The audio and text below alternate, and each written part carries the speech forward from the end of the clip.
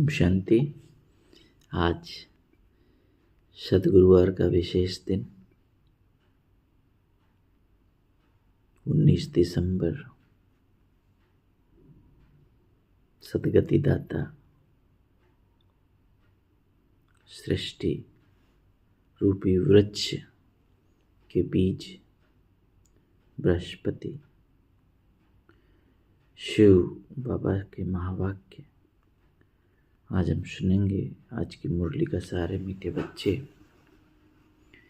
ये पुरुषोत्तम संगम युग ट्रांसफर होने का युग है। कौन सा युग है? ट्रांसफर होना। कहाँ से कहाँ? पुरानी दुनिया से नई दुनिया। अभी तुम्हें कनिष्ठ से उत्तम पुरुष बनना है। कनिष्ठ माने छोटा, है ना? तो अभी छोटे से महान बड़ा बनना है। कनिष्ठ से उत्तम पुरुष बनना है। आज की मुरली से बाबा ने प्रश्न किया, बाप के साथ साथ किन बच्चों की महिमा गाई जाती है? बाबा की तो महिमा है ही, लेकिन उसके साथ किन बच्चों की महिमा गाई जाती है?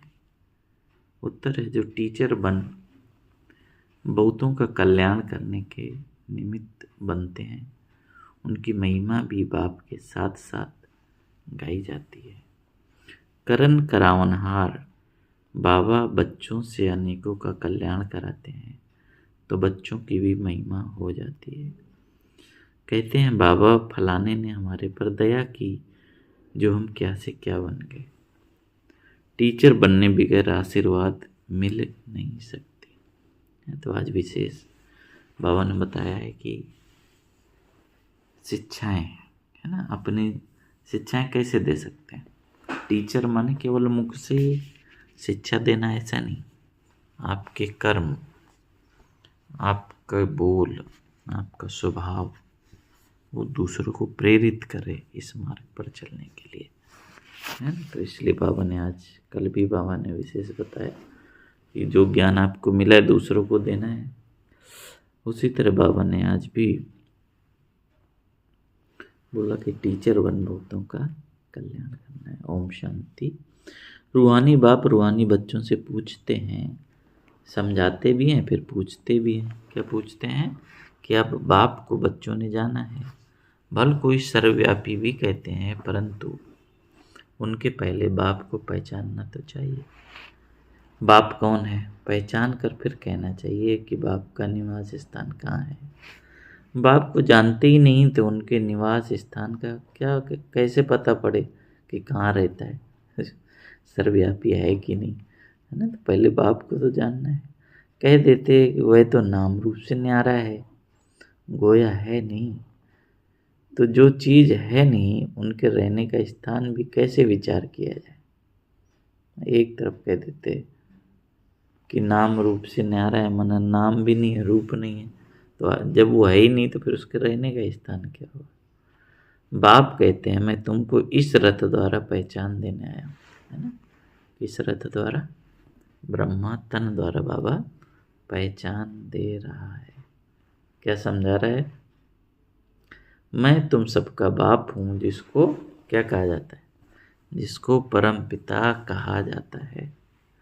आत्मा को कोई भी नहीं जानते। बाप का नाम रूप देश काल नहीं है, तो बच्चों का कहाँ से आया? बाप ही नाम रूप से न्यारा है, तो फिर बच्चे कहाँ से आए? बच्चे हैं तो जरूर बाप भी चाहिए। सिद्ध होता है वह नाम रूप से न्यारा नहीं है।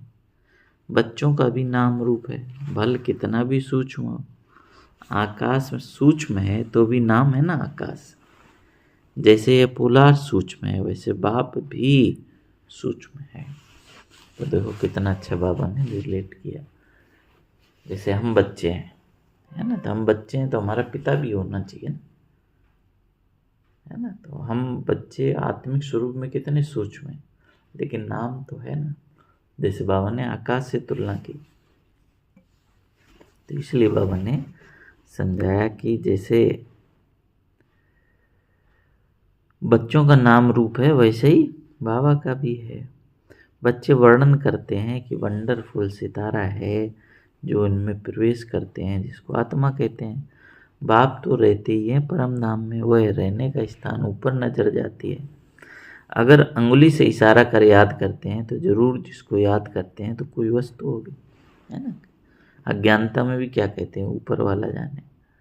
तो बाबा ने बोला परम पिता परमात्मा कहते तो है ना, फिर भी नाम रूप से न्यारा कहना, इसे क्या कहेंगे, इससे अज्ञानता कहा जाता है। बाप को जानना, इसे ज्ञान कहा जाता है। यह भी तुम समझते हो कि हम पहले अज्ञानी थे, बाप को नहीं जानते थे, अपने को भी नहीं जानते थे। अब समझते हो हम आत्मा है ना,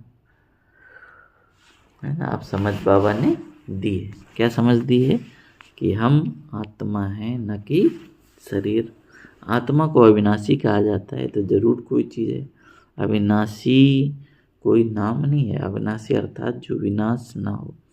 तो जरूर कोई वस्तु है। बच्चों को अच्छी रीत समझाया गया है, मीठे मीठे बच्चों, जिसको बच्चे बच्चे कहते हैं, वह आत्माएं अविनाशी हैं। ये आत्माओं का बाप परम पिता परमात्मा बैठ समझाते हैं।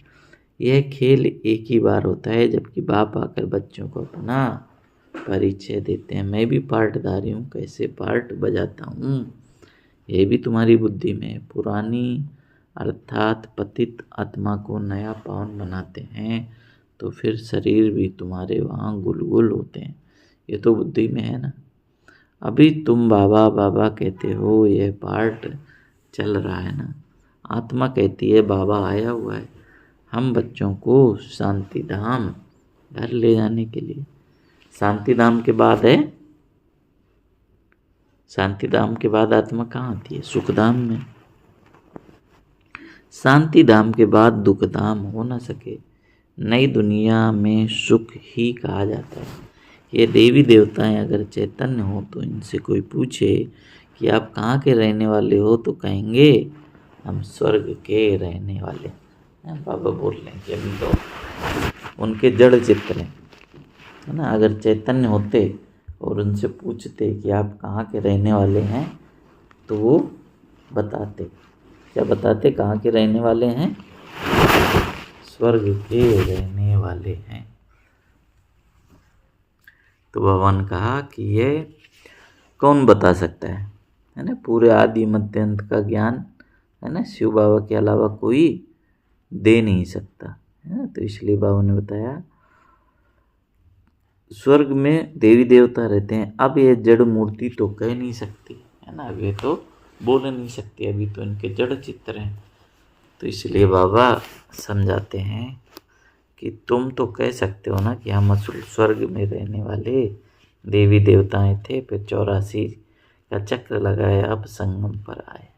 बावन बोलो वह जड़ हैं, लेकिन आप तो स्थूल हो, आपने तो चक्र लगाया है, आप ही देवी देवता थे। तो फिर हम बड़े ही गर्व से, बहुत ही फलक से बोल सकते हैं कि हम ही देवी देवता थे, फिर 84 का चक्र लगाए, संगम पर आए। ये ट्रांसफर होने का पुरुषोत्तम संगम युग है। बच्चे जानते हैं हम बहुत उत्तम पुरुष बनते हैं। हम हर 5000 वर्ष बाद सतो प्रधान बनते हैं। सतो प्रधान भी नंबरवार कहेंगे तो यह सारा पार्ट आत्मा को मिला है। ऐसे नहीं कहेंगे कि मनुष्य को पार्ट मिला है, हम आत्मा को पार्ट मिला है। मैं आत्मा 84 जन्म लेती हूँ, हम आत्मा वारिस हैं। वारिस हमेशा मेल होते हैं, फीमेल नहीं। तो अभी तुम बच्चों को ये पक्का समझना है कि हम सब आत्माएं मेल हैं। सबको बेहद के बाप से वर्षा मिलता है, हद के लौकिक बाप से सिर्फ बच्चों को वर्षा मिलता है, बच्ची को नहीं।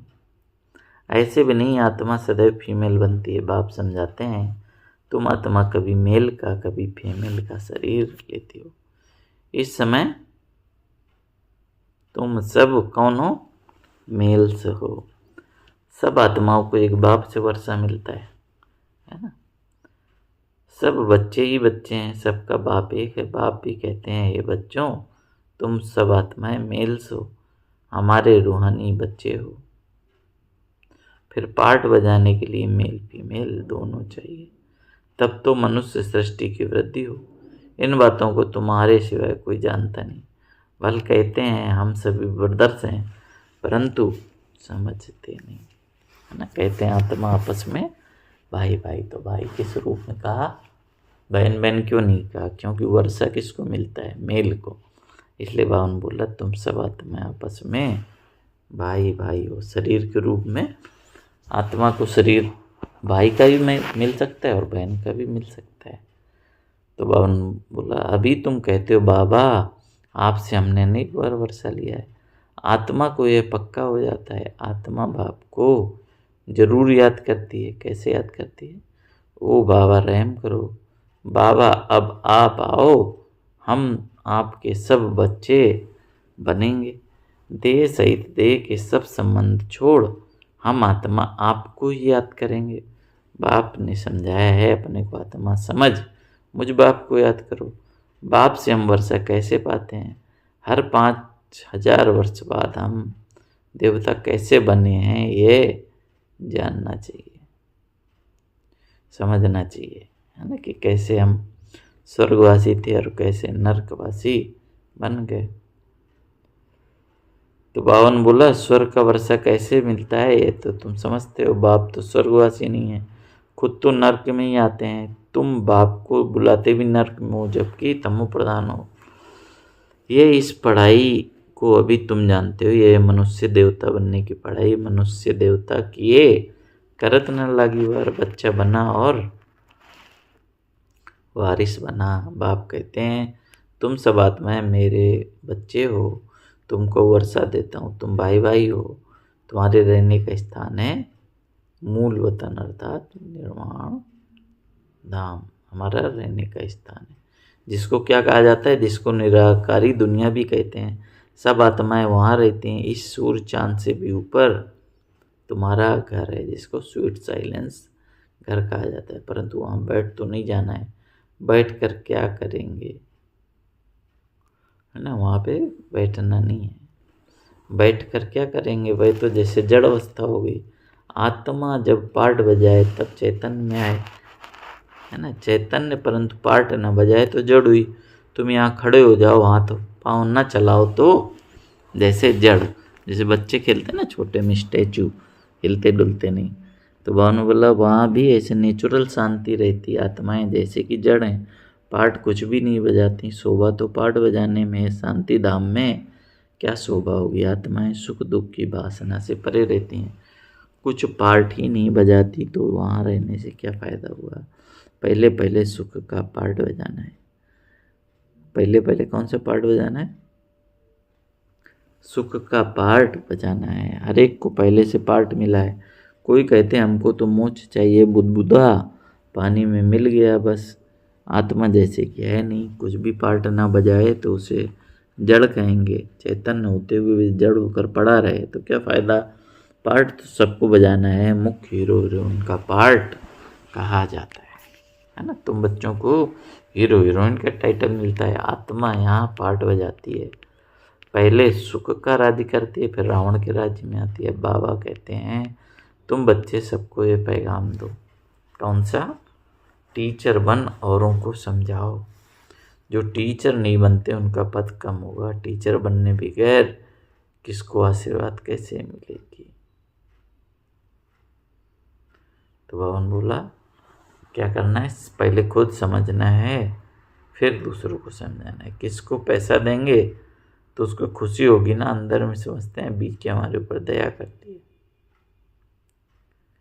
तो हमको क्या से क्या बना देती है। कैसे बाबा ने बोला कि हमें जब हम सेवा करते हैं तो कैसे आशीर्वाद मिलती है, जिससे हमारी चढ़ती कला हो जाती है। यूँ तो महिमा एक बाप की करते हैं, वाह बाबा आप इन बच्चों द्वारा हमारा कितना कल्याण करते हो। कोई द्वारा तो होता है ना, बाप करन करावना रे, तुम्हारे द्वारा कराते हैं, तुम्हारा कल्याण होता जाता है। तो फिर औरों की भी तुम कलम लगाते हो, जैसे जैसे जो सर्विस करते हो उतना ऊंच पद पाते हैं। राजा बनना है तो प्रजा भी बनानी है, फिर जो अच्छे नंबर में आते हैं वह राजा बनते हैं, है ना। जो ऊंच नंबर में आते हैं फिर वही राजा बनते हैं, माला बनती है ना। अपने को पूछना चाहिए हम माला में कौन सा नंबर बनेंगे। 9 रत्न मुख्य हैं, बीच में हीरा वो कौन है? हीरा अर्थात शिव बाबा बनाने वाला। हीरे को बीच में रखते हैं, माला में ऊपर फूल है। अंत में तुमको पता चलेगा कौन से मुख्य दाने हैं जो डायनेस्टी में आएंगे। पिछाड़े में तुमको सब साक्षात्कार होता रहेगा। देखेंगे कैसे ये सजाएं चेंज होती हैं, है ना। तो बाबा सावधानी दे रहा है ना, अपना नंबर आगे रखने की समझानी दे रहा है।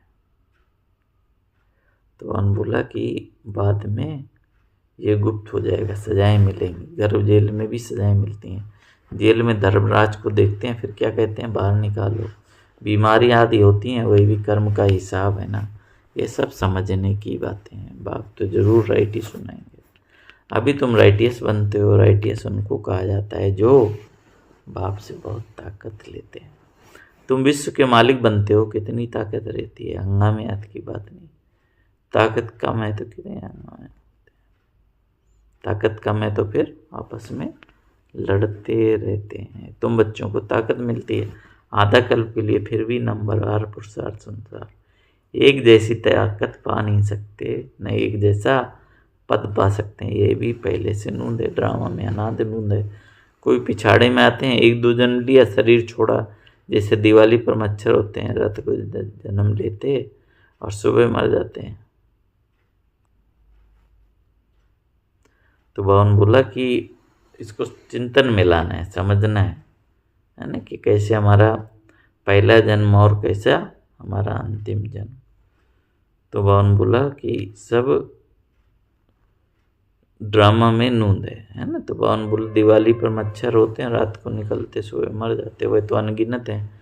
मनुष्य की तो फिर भी गिनती होती है। पहले जो आत्माएं आती हैं उनकी आयु कितनी होती है। तुम बच्चों को खुशी होनी चाहिए। क्या खुशी होनी चाहिए?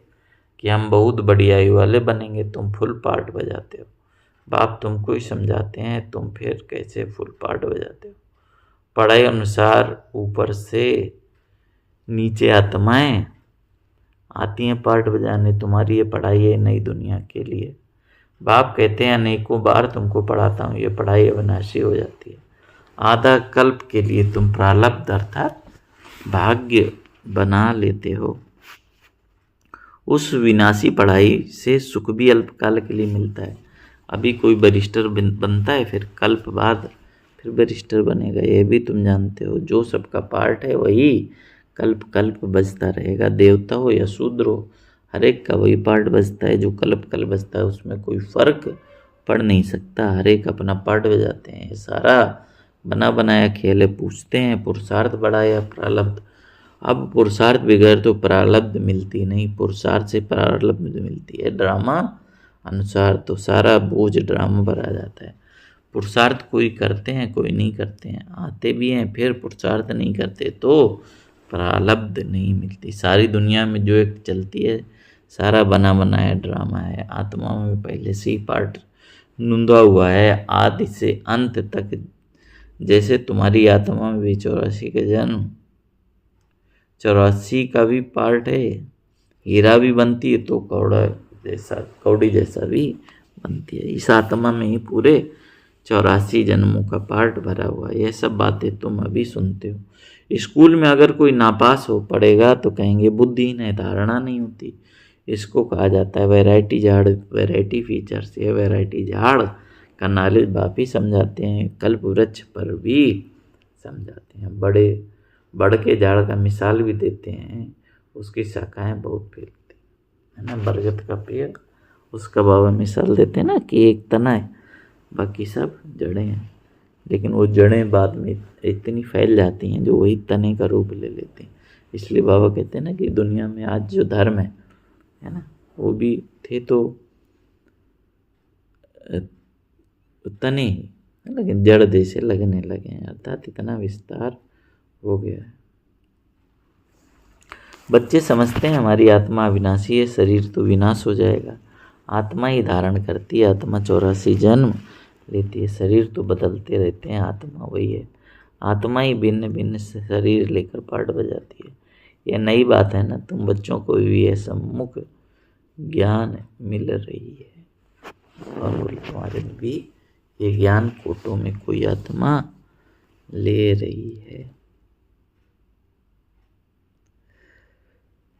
बावन बोला, कल पहले भी ऐसे समझाया था, बाप आते हैं भारत में, तुम सबको पैगाम देते हो, कोई भी ऐसा नहीं रहेगा जिसको पैगाम ना मिले। पैगाम सुनना सभी का हक है। फिर बाप से वर्षा लेंगे, कुछ तो सुनेंगे। फिर बाप के बच्चे हैं, बाप समझाते हैं, मैं आत्माओं का बाप हूँ, मेरे द्वारा इस रचना के आदि मध्य अंत को जानने से तुम ये पद पाते हो। बाकी सब मुक्ति में चले जाते हैं, है ना। बाकी सब कहाँ चले जाते हैं? जब हम आत्माएं पार्ट बजाती हैं तो सभी आत्माएं परम धाम पे होती हैं, सब आत्माएं चली जाती हैं मुक्ति धाम।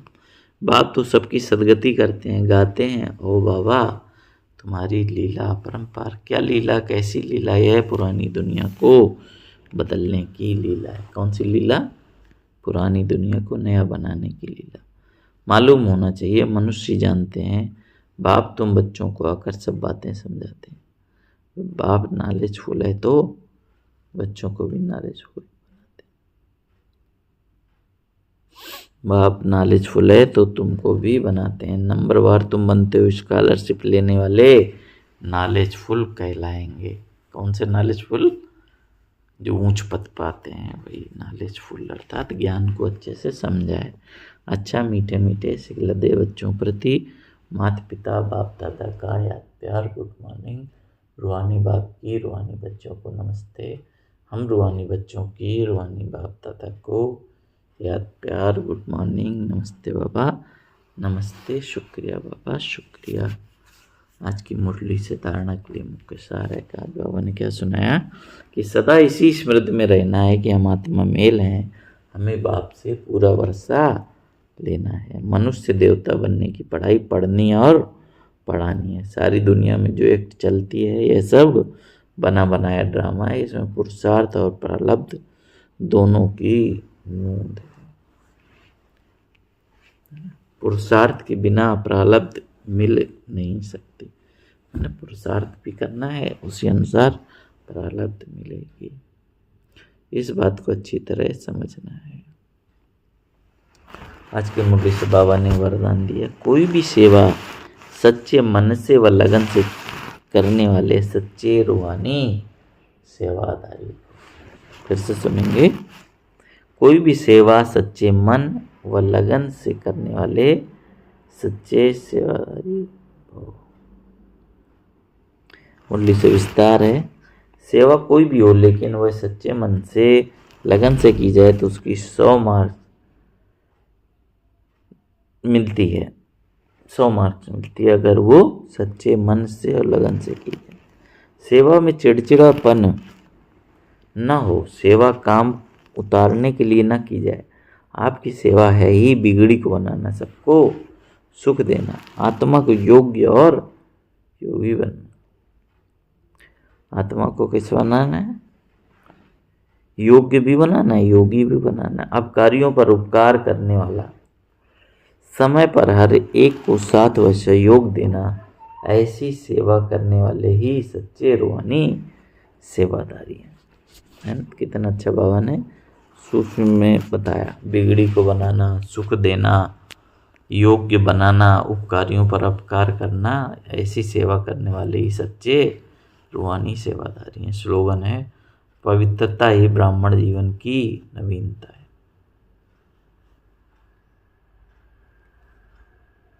पवित्रता ही ब्राह्मण जीवन की नवीनता है, यही ज्ञान का फाउंडेशन है। तो आज बाबा ने विशेष बताया कि अभी हमारा घर चलने का समय है, पढ़ाई का समय है, तो योग्य बनना है ना, दूसरों के कल्याण के निमित्त बनना है। अच्छा, ओम शांति। प्यारे मीठे बाबा का दिल से शुक्रिया। ओम शांति, ओम शांति।